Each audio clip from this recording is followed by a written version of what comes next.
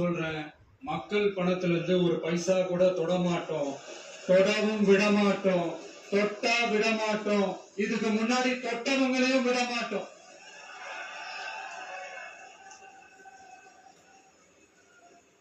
ஒவ்வொரு ஊழலாக வெளியில வரும்போது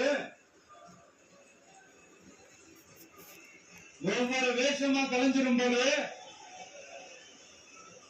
இங்க இருக்கிற நிறைய பேரு நடுங்கி போய் இதுல நம்ம மேல அவதூறு வேற.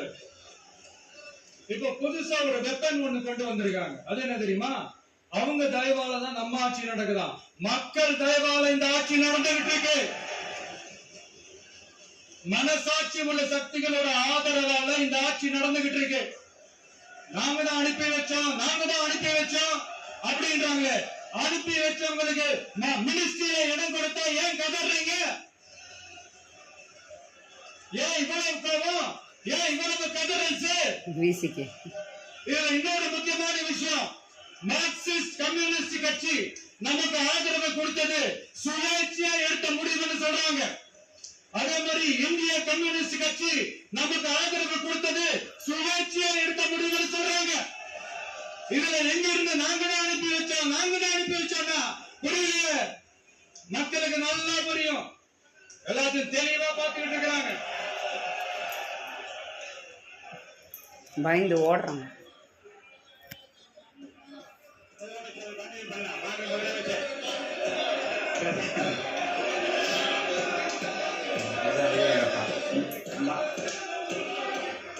உண்மையா சொன்னா கசக்குது, வெளியே போறானுங்க.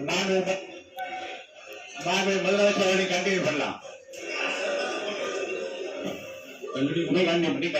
நீ கண்டினியூ பண்ணலாம்.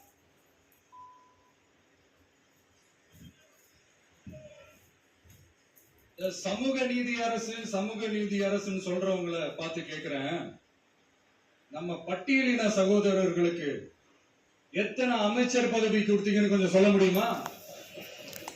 ஆனா நம்மளுடைய அரசுல 8 அமைச்சர் பதவிகள் யாருக்கு? நம்ம பட்டியலின சகோதரர்களுக்கு. எல்லாம் நம்ம அண்ணன், நம்ம தம்பி, நம்ம தங்கச்சிங்க.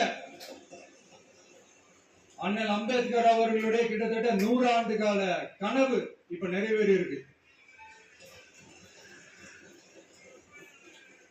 நான் ஏன் கொஞ்சம் சவுண்டா பேசுறேன் அப்படின்னா அவங்களுக்கு கேட்கணுன்றதுக்காக தப்பா எடுத்துக்கிறாங்க.